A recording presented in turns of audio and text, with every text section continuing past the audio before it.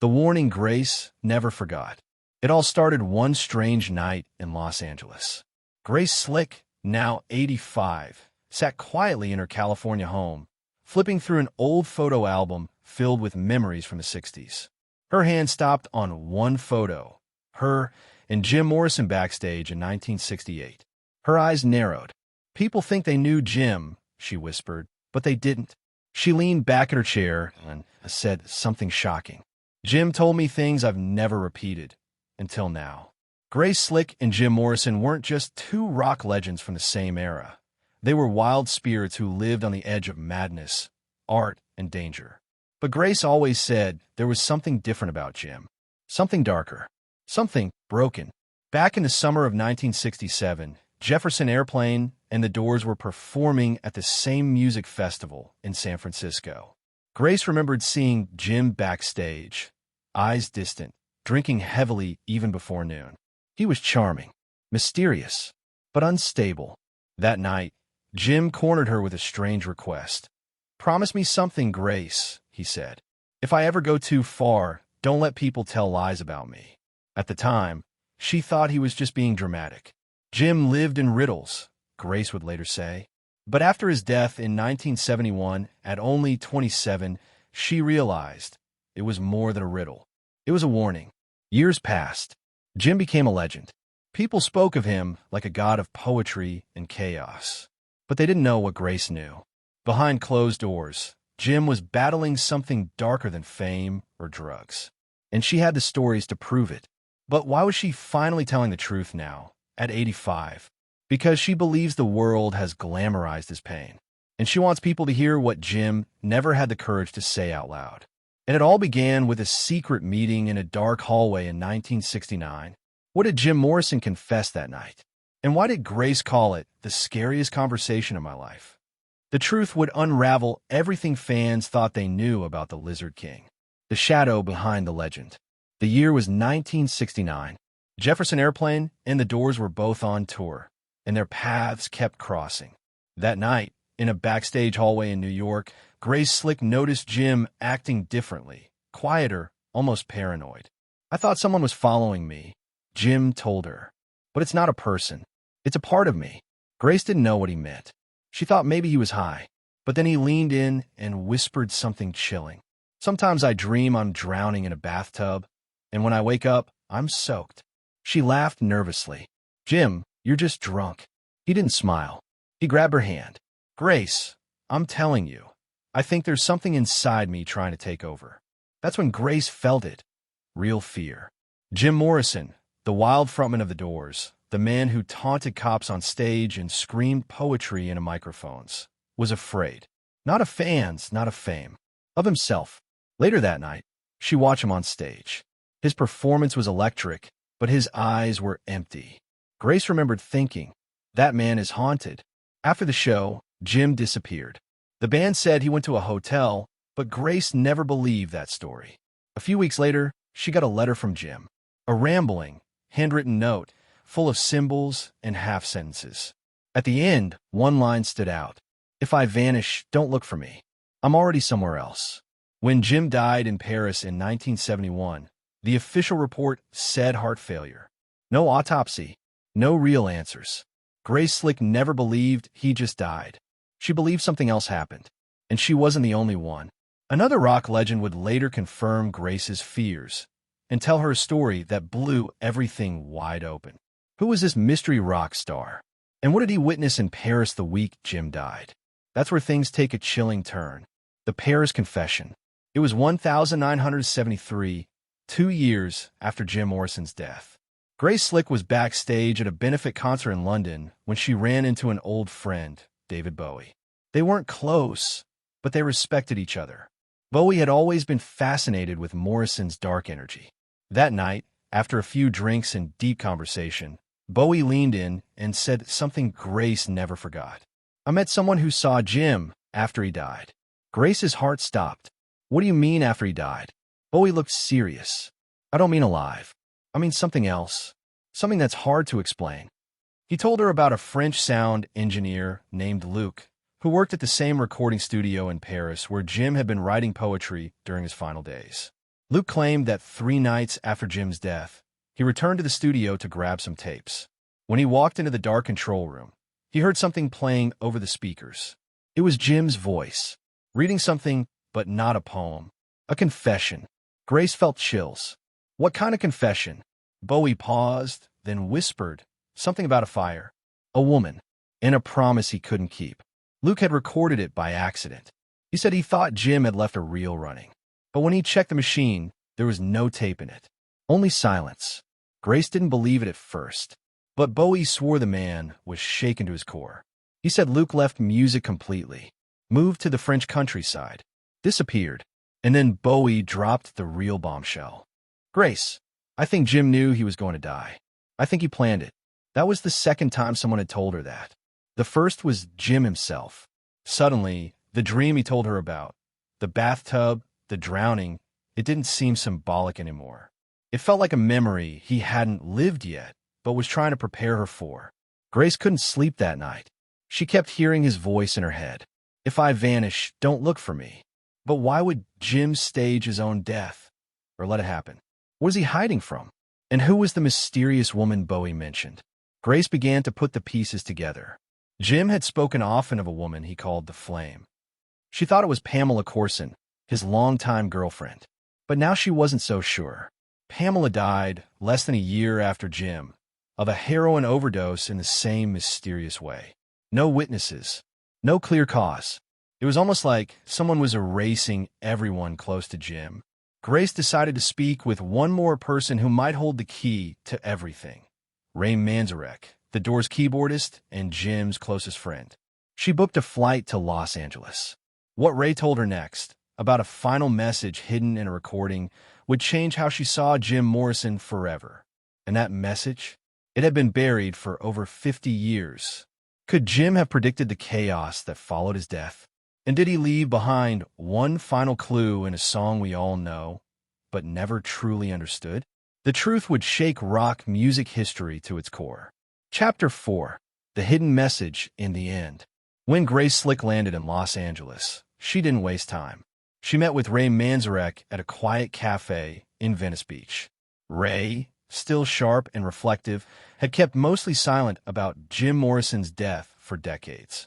But something about Grace, maybe her age, maybe the weight in her voice, made him open up. He didn't say hello. He simply looked at her and said, "You heard the tape, didn't you?" Grace froze. "What tape?" Ray leaned in. "Then you need to." That night, they went back to his studio. Dusty shelves, old reel-to-reel players, and stacks of forgotten music surrounded them. Ray pulled out a worn box labeled Jim, Final Rehearsal, March 1971. This, Ray said, wasn't meant for release. Jim came in alone one night and recorded something strange. I never played it for anyone. Until now. He pressed play. The hiss of old tape filled the room. Then Jim's voice, raw and tired, began speaking. Not singing, not shouting, just speaking. "This is the end, but not the one they'll write about." Grace listened, stunned. Jim went on, his voice almost cracking. "They'll say I died in Paris. They'll say I gave in to the bottle, to the drugs. But they won't tell you about the fire. The one inside me. The one I couldn't put out." Then silence, followed by the faint sound of a match striking. Ray stopped the tape. Jim was obsessed with the end, Ray said. He always said it was more than a song. It was a prophecy. Grace felt her skin crawl. She remembered the lyrics. "This is the end, my only friend, the end." It had always sounded poetic, dramatic. But now, it sounded like a farewell letter. Ray continued. "He told me once that the song wasn't about breaking up with a lover. It was about saying goodbye to the world. He said he already knew he wouldn't live past 30. Grace leaned forward. "And the woman? The one Bowie mentioned?" Ray hesitated. "Not Pamela. Someone else. Someone Jim met in Paris. She was into the occult. Called herself Lilith." Grace's eyes widened. Ray said Jim started changing after meeting her, talking about spirits, reincarnation, escaping through death. He even told Ray once, "I think I've lived before, and I don't want to do it again." 2 weeks later, Jim was found dead in a bathtub. Grace sat in silence. So many secrets, so many signs, hidden in songs, in poems, in half-whispered confessions. And now, at 85, she finally saw the full picture. Jim didn't want to be remembered as a rock god. He wanted to be forgotten. But why? What had he seen or done that made him run? Grace wasn't sure, until one last letter arrived, something she'd never seen before, sent to her by Jim's old roadie. Inside, just one page and a key to a hidden locker in Paris. And what that locker held would finally uncover the darkest secret Jim Morrison ever kept. What was Jim hiding in Paris? And who's been keeping it buried all these years? The answer is closer than anyone ever imagined. The locker in Paris. The key was old, rusty, and cold in her hand. Grace Slick stared at it, her fingers trembling. She was 85 now, but her mind was racing like it was still 1971. The letter that came with the key was short. No return address. Just a line in Jim's handwriting. If you're reading this, then it's time. The key belonged to a storage locker in Paris. Grace didn't ask questions. She booked the flight. When she arrived in Paris, memories came rushing back. The cafes, the poetry, the mystery that always surrounded Jim Morrison in this city. But this time, it wasn't about the man on stage. It was about what he left behind, intentionally. The locker was tucked away in a quiet basement of an old building near Montmartre. The manager was surprised anyone still had the key. It had been untouched since 1971. As the metal door creaked open, the air inside was dry and still. There was only one box. Grace opened it carefully. Inside, a stack of notebooks, an old reel-to-reel tape, and a small black case. She picked up the top notebook. The cover read, "Dreams Before Drowning." Inside, Jim's handwriting filled every page, dark poems, strange symbols, and names she didn't recognize. One phrase kept repeating, "I became what I feared." She flipped further and found a page torn halfway through. The last line read, "If the truth ever comes out, it won't be in a song. It'll be in a scream." Grace turned to the tape. She didn't have a player with her, but the black case beside it caught her attention. It was a small leather pouch, worn and faded. Inside was a silver locket with Pamela Corson's initials. But it wasn't hers. When Grace opened it, there was no photo of Pamela inside. Instead, a picture of an unknown woman, dark eyes, long black hair. The name Lilith was written on the back. She was real, and on a folded piece of paper inside the pouch, one final note. She said I could live forever, but not as myself. Grace sat in silence, heart pounding. Was Jim manipulated? Was he trapped in some kind of mental game, or something darker? The poems in the notebook weren't just words. They felt like warnings. He had written about losing his soul, his reflection not following him in mirrors, and dreams of waking up inside someone else's body.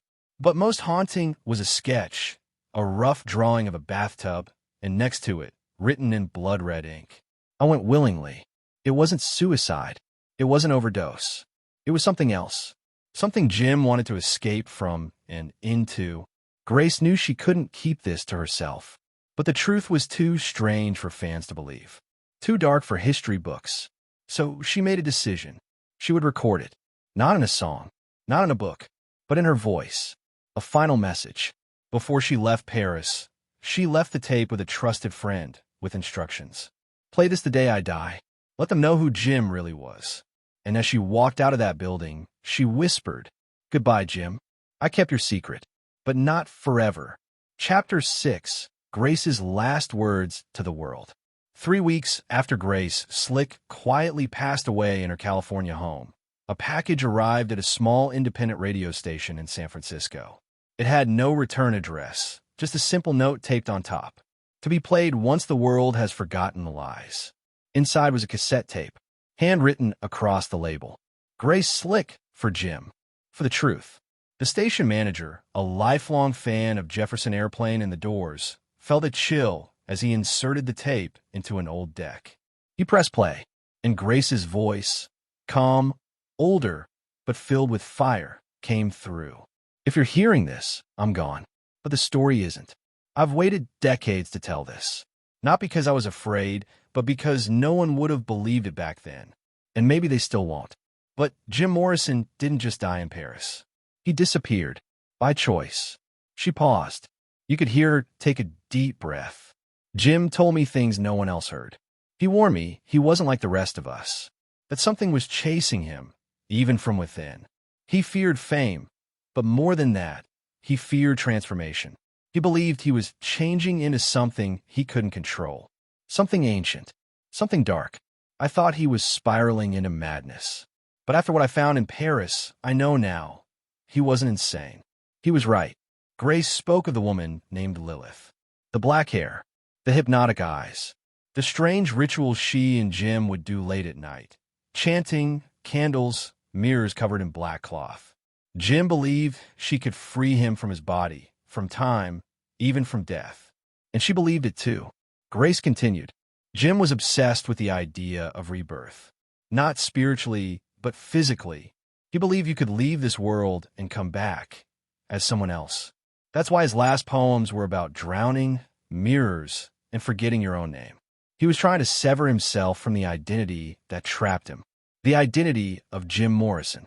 The radio station manager sat frozen. The air in the room was heavy. Then Grace's voice dropped to a whisper. I don't think Jim Morrison died. I think he escaped. And I think he's still out there, just not as Jim. Maybe he's forgotten who he was. Maybe he's someone we'd never recognize. But sometimes when I hear a voice on a back alley record or see someone in the crowd with that same fire in their eyes, I wonder, what if he made it? And if he did, was it worth the price? The tape ended with silence. Then, one final sound. A match being struck, just like on the old reel Ray played for her. And then her voice one last time. The fire never went out. It just found a new place to burn. After the tape aired, fans around the world were divided. Was it truth? Or Grace's final artistic performance? But one thing was certain. Jim Morrison's story was no longer just about death. It was about escape. And for those who truly listened, it was never really the end.